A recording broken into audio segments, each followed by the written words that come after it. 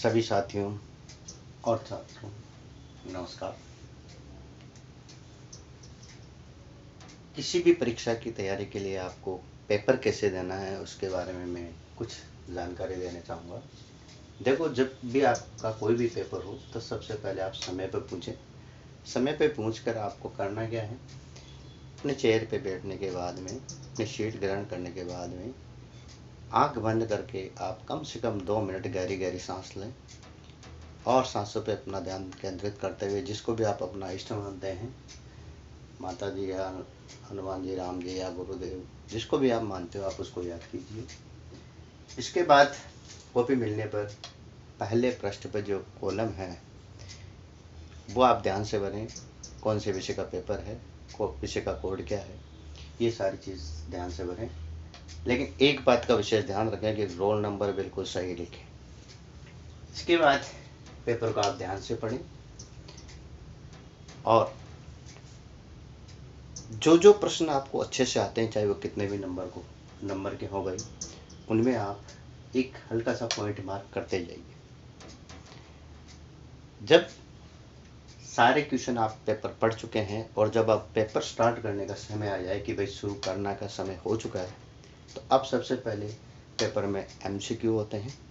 इनकी संख्या 10 से लेके हर पेपर में लगभग 20 तक होती है। तो आपको करना क्या है, एमसीक्यू कैसे करना है ये तरीका मैं बता देता हूँ।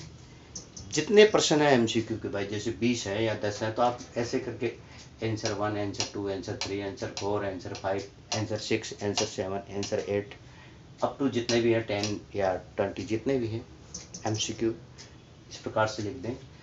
अब जो जो आपको आते हैं वो आप करते जाइए। भाई जैसे पहला आ रहा है, जैसे ये मैंने यहाँ पे ब्लू कलर में लिखा है जो जो आते हैं।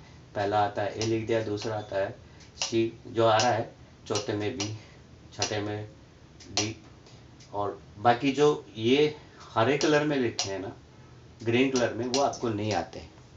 इनमें आपको क्या करना है, सी लिख के छोड़ने हैं। अभी जो नहीं आ रहे हैं उनमें, जैसे भाई तीसरा नहीं आ रहा, तीसरा, पांचवा, सातवां, आठवां, तो इनमें आपने सी लिख के छोड़ दिया। आप सोच रहे होंगे इसका फ़ायदा क्या है। जब आप दोबारा टाइम निकालें पेपर को करने में, पूरा पेपर होने के बाद ध्यान से देखें, हो सकता है आपको कुछ प्रश्न आ जाए। मालूम पड़ा कि यार तीसरे में तो जो है सी नहीं है, तो आप ए है तो आप सी को आसानी से ए बना सकते हो। आपको लगे कि नहीं है तो बी है, तो सी आराम बिना काट पीट के आराम से बी बन जाएगा। और ऐसे करके आप डी बी इसको बना सकते हो। जो जो सी लिखे हैं उन सबके फायदे ये होंगे कि कोई काटा पीटी करे बगैर आप अपने उस सी को सुधार कर सकते हैं। और फिर भी आपको कहीं से कोई याद नहीं आया, हालांकि कई छात्र कहते हैं कि एमसीक्यू में तो सर हम फ्रेंड से सहायता ले लेंगे, लेकिन मैं मना करूंगा कि परीक्षा हाल में अनुशासन बढ़ाए रखें, किसी प्रकार की बातचीत बिल्कुल नहीं करें। हालांकि मैं ये भी जानता हूँ कि इस सलाह को मानने वाले आप नहीं, लेकिन फिर भी मैं यही कहूँगा कि आप शांति से अपना पेपर करें बिना बातचीत के।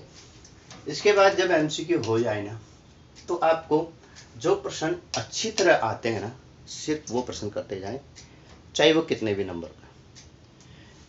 और इनको करने से आप में एक आत्मविश्वास बढ़ेगा। जब ये प्रश्न पूरे हो जाएं, जैसे भाई कि ये 36 क्वेश्चन है, आपने कर दिए जी, इसमें 27 क्वेश्चन कर दिए या 25, जितने भी कर दिए, अच्छी तरह आते हैं कर दिए। जो नहीं आते हैं उनमें अब क्या करना है, जो आधे अधूरे आते हैं ना, उनमें भी आप कुछ न कुछ उत्तर अवश्य लिख के आइए।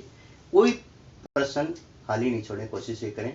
जो आते हैं आधे अधूरे, थोड़ा आता है थोड़ा नहीं आता, वो जरूर जितने स्टेप आते हैं, चाहे कोई सा भी सब्जेक्ट हो, वो जरूर करके आए।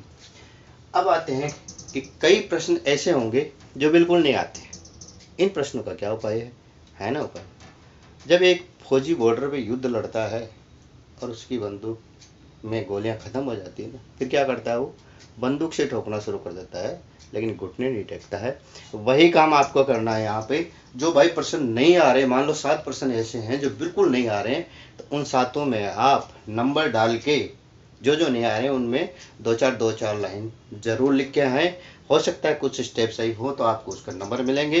हो सकता है उस पेपर में, अगर उस क्वेश्चन में अगर मिस प्रिंट हुआ तब भी आपको बोनस मार्क्स तभी मिलेंगे जब आपने उसमें कुछ लिखा हो, प्रश्न नंबर भी लिखा हो। नहीं लिखने वाले को कोई बेनिफिट नहीं मिलेगा, इसलिए सारे प्रश्नों के उत्तर अवश्य लिखें। अब बात करते हैं आगे।